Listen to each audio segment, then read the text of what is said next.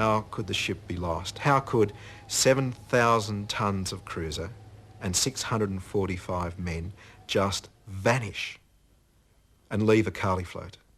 How could that happen? It really is unprecedented in naval warfare. If some men got off in the water, the first thing is that there would have been blood in the water. And the second thing is that it was Shark Bay.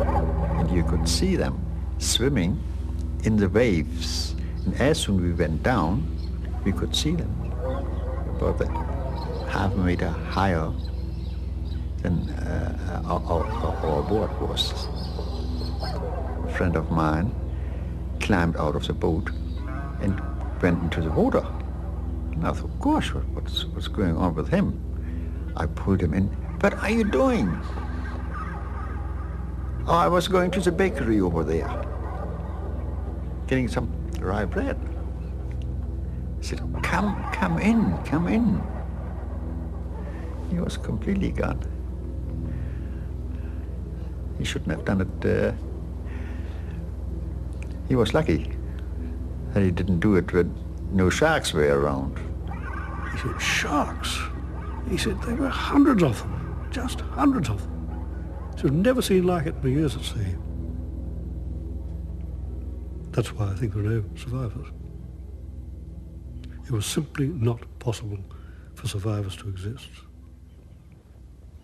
And if there had been any, they'd have needed to be rescued within the first 24 hours to give them a sporting chance of being found. There's no mystery about it to me at all. To add to the horrors that might have met any survivors in the water is the incredible delay before a search was mounted. The search vessels were sent out the moment that it was realised that Sydney was missing. That wasn't realised until the Aquitania gave the alarm when she landed the survivors that she had subsequently picked up and landed them round at Wilson's Promontory off Victoria. And that was a few days after the event. Oh, it's very obvious that there was a big cover-up right from the start. From when the Sydney went missing, it was 5 days before anything was done. The mystery surrounding the fate of the Sydney has so fascinated people that there is even an organisation calling themselves the Sydney Research Group that have dedicated themselves to finding out the truth. Gordon Laffer and others recall sighting or hearing distress signals from the Sydney. The first page was an RAAF signals form written in red pencil, and it had Sydney calling Darwin, Sydney calling Darwin, on fire, fore and aft, preparing to abandon ship. Sydney calling Darwin, fire, fore and aft, yeah. So I took the file back and I said to him, one question, why didn't you send out a aeroplane from Geraldton, which was a service flying training school with Avro Anson twin-engine bombers? And he said, we told them straight away after we got the message, and all they said was, the Sydney is not overdue. And he said that was that. We couldn't buy into it without something from them. That has come up subsequently, and there are no records that a signal was actually sent. Sydney Research Group sounds a good name. Unfortunately, they don't do very much research. They just listen to people gossiping. A lot of what they have said is wrong, but there may in fact have been a signal. Most of the rest, they're just old men looking for an excuse to support their fantasies. Perhaps the most disturbing story of all comes from Jack Hazelwood, who left the Sydney only 6 weeks before her sinking.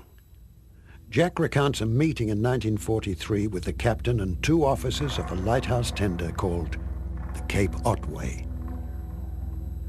Perhaps significantly, its log ends abruptly on the 18th of November 1941, just 1 day before the Sydney was lost. The log only resumes some months later.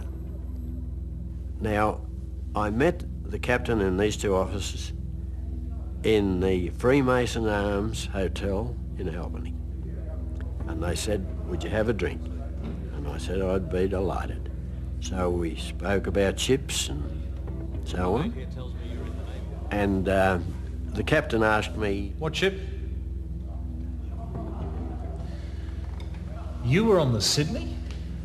The captain looked at me for a while and then he looked at his two officers.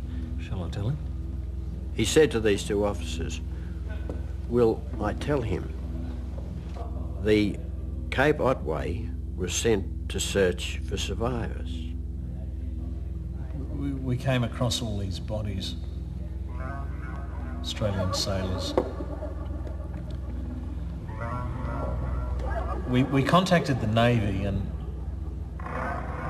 said we found all these bodies and debris and floating in the water, and what do we do? And they came back and said, "Are there any survivors?"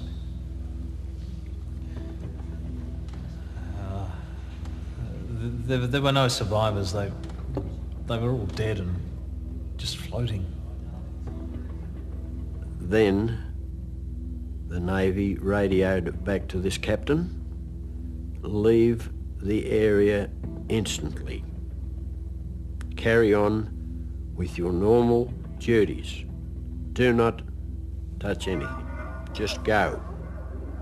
Now, I just wonder why the Navy has ever denied that was done. I can't believe that we as a Navy would have done that, particularly as the ships were out there searching, and that's exactly what they were searching for. In the case of the USS Indianapolis, which sank in 12 or 13 minutes with 900 or so people into the water out of 1,200, they found the survivors, or they were detected accidentally after about 80 hours or so. In the next 12 hours, they picked up the 300 survivors, and they then spent the best part of a week systematically clearing the area, removing all the debris and sinking all the bodies.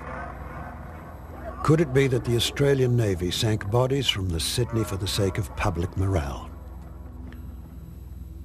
And if there were survivors in the water after the battle, what happened to them during the first crucial few hours?